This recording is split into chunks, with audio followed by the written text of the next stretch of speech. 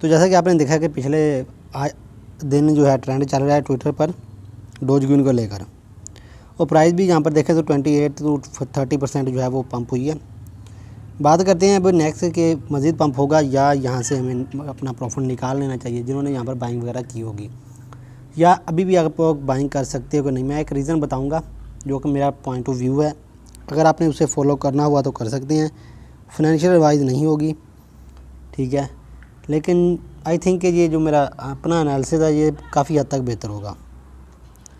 पहले तो बात करते हैं प्राइस क्यों पंप हुई। हर किसी को पता है कि ट्विटर पर जो है, ट्विटर की वेबसाइट पर, ऐप पर नहीं, एप्लीकेशन पर जो मैंने ट्विटर की ओपन की है, एप्लीकेशन पर नहीं, इसकी जो वेबसाइट पर अगर आप ओपन करो ना पीसी पर या मोबाइल की एप्लीकेशन पर, वेबसाइट पर, तो ट्विटर की जगह यहाँ पर जो बर्ड्स का जो लोगो लगा है यहाँ पर ट्विटर का लोगो आता है, डोजकॉइन का लोगो आ रहा था इधर। एलोन मस्क ने चेंज किया है लोगो, जिसकी वजह से ये सारी हाइप वगैरह क्रिएट हुई है और प्राइस यहाँ पर पंप हुई है। अब यहाँ पर जो मेरा पॉइंट ऑफ व्यू है वो ये है कि क्या मज़ीद प्राइस पंप हो सकती है अगर बात की जाए एलोन मस्क की, कि अगर एलोन मस्क ने इसके अंदर इन्वेस्टमेंट की है ट्विटर पर, उसने न्यूज़ देने के बाद या पहले डोजकॉइन के अंदर इन्वेस्टमेंट करके अगर उसने न्यूज़ दी है, तो वो इतना कम प्रॉफिट कभी भी बुक नहीं करेगा। मतलब 30% प्रॉफिट तो वो बुक नहीं करेगा। जैसा प्रीवियस अगर आपने देखा हो तो $0.7 तक ऑलमोस्ट डोजकॉइन जा चुका है एक बार, जिसके पीछे भी एलोन मस्क का ही हाथ था, उसकी इन्वेस्टमेंट थी और उसने इन्वेस्टमेंट अपनी जाकर निकाली थी। 0.05 पर उसने इन्वेस्टमेंट की थी, उसके बाद उसने ट्रेंड बनाया था ट्विटर पर, ट्वीट्स की थी, उसके बाद उसने इन्वेस्टमेंट निकाली थी जाकर $0.7 पर। तो इसका मतलब उसने एक ह्यूज प्रॉफिट बनाया था, वो 10 से 20% या इवन के 60% प्रॉफिट भी उसने बुक नहीं किया था, ठीक है। तो अब भी अगर बात की जाए कि एलोन मस्क ने इसके अंदर इन्वेस्टमेंट की है, क्योंकि ऑफिशियली तो उसने किसी भी जगह पर ये चीज़ हमें देखने को नहीं मिली, उसने नहीं कोई भी ट्वीट की। यहाँ पर उसका हैंडल भी ओपन कर लेते हैं कि मैं डोजकॉइन पर इन्वेस्टमेंट करने वाला हूँ। तो यहाँ पर जो एक लोगो शो को चेंज किया है, तो इसकी वजह पर यहाँ पर लोगों ने यही लिया है कि अब इन्वेस्टमेंट कर दी है एलोन मस्क ने। मेरा पॉइंट ऑफ व्यू ये है कि अगर एलोन मस्क ने इसके अंदर इन्वेस्टमेंट की है तो वो इतनी जल्दी यहाँ से इन्वेस्टमेंट नहीं निकालेगा, मतलब कि वो मज़ीद इसको पंप करने की कोशिश करेगा।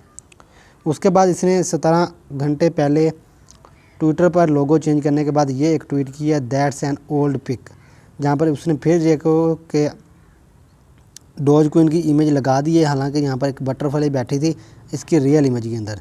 उसके बाद उसने यहाँ पर जो है डोज की इमेज एडिट करके अपलोड कर दी है।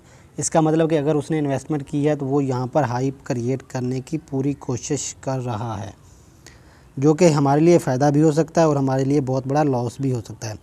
बड़े बड़े मैंने प्रेडिक्टर्स एनालिसिस जितने भी करते हैं यूट्यूब पर, सभी को मैंने सुना है, तो उनका यही कहना है कि यहाँ पर अभी कुछ भी नहीं कहा जा सकता कि प्राइस ऊपर मज़ीद जाएगी कि नहीं। लेकिन अगर मैं अपनी पॉइंट ऑफ व्यू या अपना जितना भी एनालिसिस है, मेरी जितना मैंने टाइम लगाया है क्रिप्टो में, उसकी बात करूँ तो अगर एलोन मस्क ने इसके अंदर इन्वेस्टमेंट की है तो वो इतनी जल्दी प्रॉफिट बुक नहीं करेगा। अगर उसने इन्वेस्टमेंट नहीं की, वैसे ही उसने एज आ मीम्स के तौर पर एक मीम शेयर कर दिया है और लोगों के अंदर ट्रेंड बनाने की कोशिश की है ऐसे ही गेम खेलने के तौर पर, तो फिर यहाँ से प्राइस जो है वो इनफ है ये $0.1, क्योंकि यहाँ पर 3 बार यहाँ पर जा चुका है $0.1 पर। उसके बाद दोबारा यहाँ से नीचे आ जाता है, क्रैश होकर 0.09 पर जाने के बाद दोबारा पंप हो जाता है। तो इसी रेंज के अंदर अभी देखें थोड़े टाइम के लिए 1 आवर का टाइम फ्रेम में ट्रेड हो रहा है, लेकिन यहाँ से 0.1 पर जाकर दोबारा एक बार उसी प्राइस पर जा चुका है। मतलब पूरी कोशिश कर रहा है कि इस रेजिस्टेंस को ब्रेक कर दे, हो सकता है कि ब्रेक हो जाए। अगर एलोन मस्क की वाकई इसमें इन्वेस्टमेंट है तो आप देखोगे कि प्राइस इसकी मज़ीद पंप होगी। फिर बोल रहा हूँ ये फाइनेंशियल एडवाइस नहीं है, अगर पंप होती है प्राइस 0.1 का रेजिस्टेंस तोड़ती है तो आप लोग अगर इन्वेस्टमेंट करना चाहो तो इन्वेस्टमेंट कर सकते हो, लेकिन एक्टिव बैठना है। इन्वेस्टमेंट करने के बाद एक्टिव बैठना है, प्रॉफिट बुक करने के बाद अपने ट्रेड को क्लोज़ भी करना है।